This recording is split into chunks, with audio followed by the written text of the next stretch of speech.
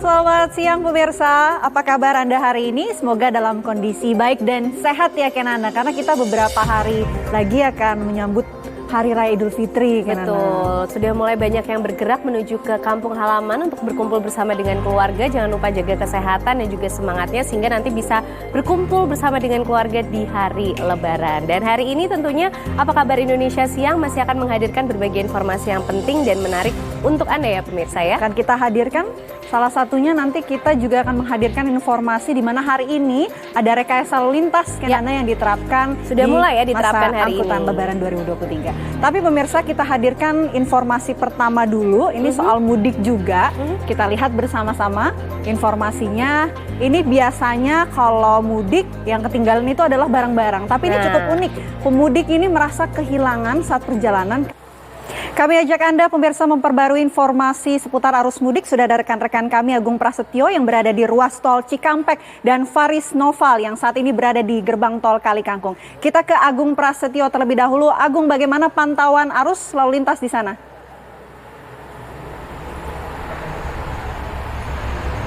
Baik, terima kasih informasi terbaru. Di Cikampek, Jawa Barat, kita bergeser ke gerbang tol Kali Kangkung. Faris, bagaimana persiapan rekayasa arus lalu lintas di sana?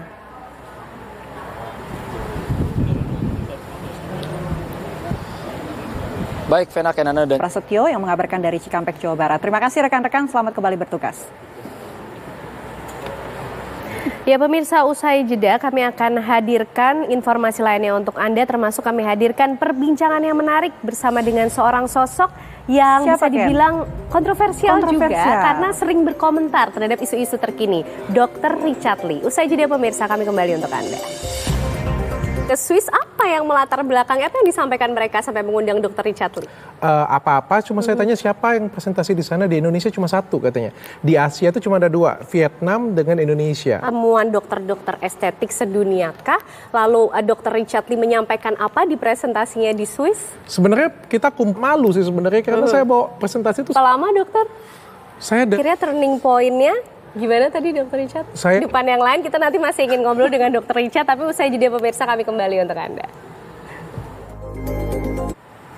Ya pemirsa, masih di program Apa Kabar Indonesia Siang, dan pemirsa kita akan lanjutkan perbincangan menarik tentunya dengan Dr. Richard Lee. Namun sebelum berlanjut, rekan saya Vena Kintan memiliki informasi menarik seputar mudik dengan menggunakan pesawat udara dalam segmen One Hot Topic. Silakan Vena.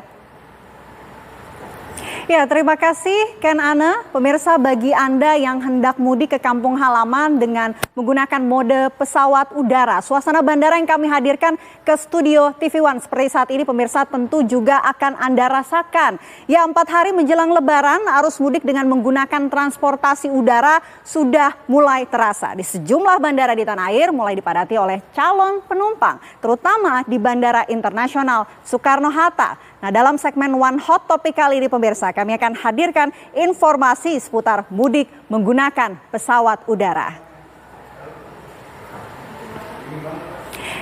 Ya, dan untuk memantau pemirsa bagaimana situasi terkini dari Bandara Soekarno-Hatta siang hari ini, kami akan ajak Anda bergabung dengan rekan Rusdi Muslim di sana. Rusdi, bagaimana pantauan 4 hari jelang Lebaran di sana? Silahkan.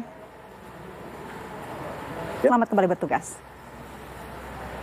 Ya, pemirsa, Bandara Soekarno-Hatta menjadi bandara yang paling sibuk selama periode angkutan Lebaran 2023. Dan selama periode mudik Lebaran tahun ini diperkirakan terdapat 3,19 juta pemudik.